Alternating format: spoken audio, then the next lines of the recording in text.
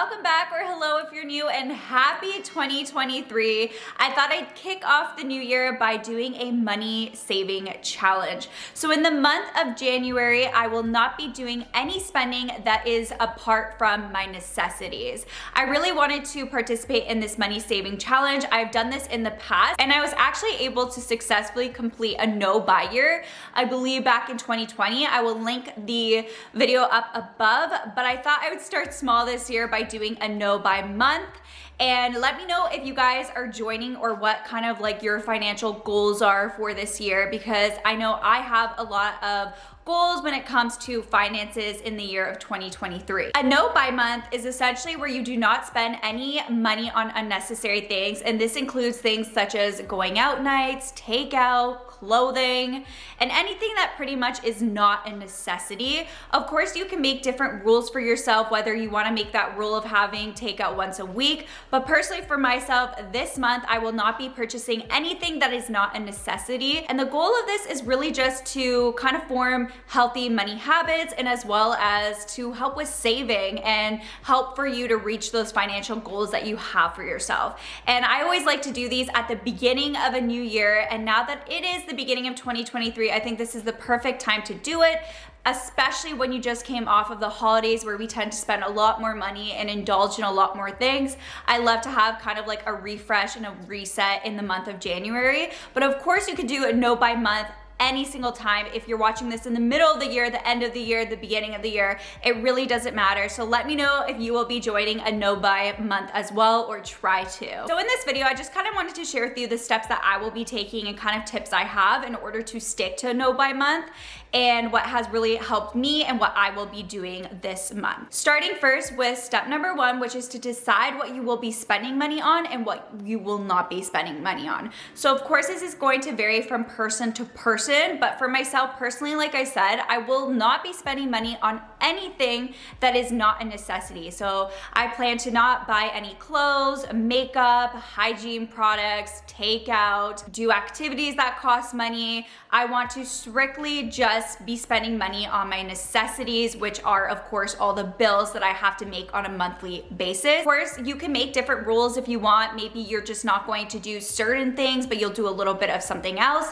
But personally, for a no buy month for me, it means cutting out everything, including even beauty treatments like nails or even hair. And that is what I plan to do. So it's important to kind of have a guideline and know what you will not be spending your money on. Step number two is to let your family and friends know that you are doing a no buy month. This can be really useful because you can have someone that will join with you, that will give you motivation, or it's just really great to let people know so that you don't feel like you're disappointing anyone if you turn certain things down, or activities or nights out, and just so they're aware that you are not really up to do things that involve spending money. Step three is to create a budget and stick to it. So budget's really going to allow you to see where your money is going, and allows you to also track the progress. So something I do like to do as well at the beginning of the year, trying to go through all your bills and also trying to see what you can kind of cut back on, get a better deal on. That's something that I find is a great thing to do. Cancel certain things that you no longer want to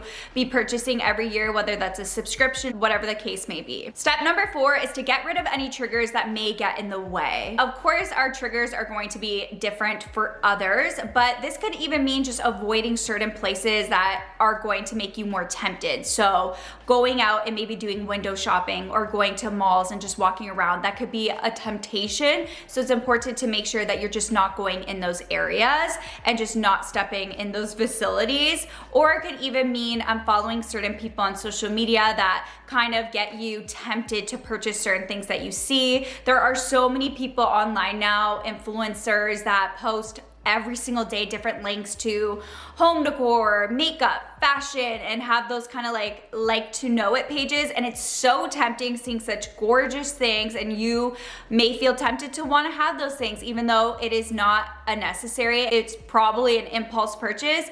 It's great to just unfollow those people or avoid those pages, or even just unsubscribing from certain emails from your favorite online stores that are going to constantly send you what the latest and newest deals are. And that could could be a temptation to go ahead and browse and do some online shopping.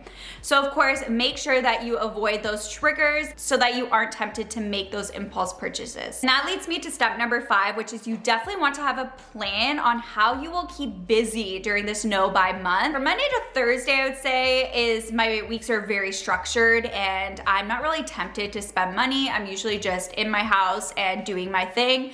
But when it comes to the weekend is when I tend to be more tempted to make those impulse purchases, or maybe buy takeout, or just go roam around and go shopping. So you want to definitely come up with a plan on things that you will do that will cost you no money. So something that I've been doing lately that's been really helping me, started to declutter things that I haven't decluttered in a while, and it is honestly so satisfying. I just recently decluttered my bathroom cabinets, which was a hot mess, and I was pushing that off for so long. I also went ahead and decluttered my nightstand, my closet, and these are definitely things that are going to keep you busy. Also, maybe just finding a new show to binge watch. There's so many shows that I have this month that I'm so excited to binge watch. I haven't been watching TV for a little bit, so I'm excited to catch up on these shows on the weekends.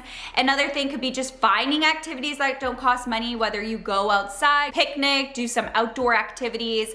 Of course, it's gonna be a little bit more difficult if you live in more colder climates like myself, but I still do go out for walks. I like to take my dog out for a walk and just go out for walks to get fresh air. So it really just is finding those creative ways to make yourself more busy, even picking up a book and reading that, or doing one of your hobbies that make you excited. Make sure that you have a plan and you have things that you could do that don't cost any money. And that leads me to my last step, which is to find ways to save money. In the end of the day, a no buy month is really going to help you learn how to save and is really beneficial for that.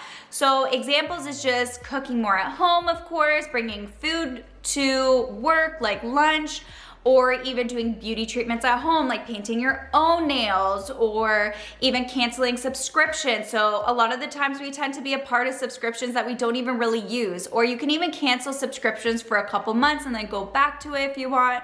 I know I did that when I was traveling. I was almost gone for a month, so I thought might as well cancel one of my TV subscriptions because of course I'm not going to be home. And like I said, you could always rejoin, but you might as well save money wherever you can here or there, especially if you're not using something. Subscriptions can a lot of the times just be happening. You don't realize it's happening because it's usually set up with auto pay. And if you add those up, it really can help you save money if you cancel and look at where your money is going, or find ways to do the same things but with less money or spending no money at all. So that is all the steps and tips that I will be taking in order to successfully complete a no buy month. So I hope you guys enjoyed this. I hope it was useful. Let me know what is one of your goals in 2023. I really honestly like to do these months where you just don't spend money on things, because a lot of the times I feel like we have to spend money in order to enjoy our lives or have fun.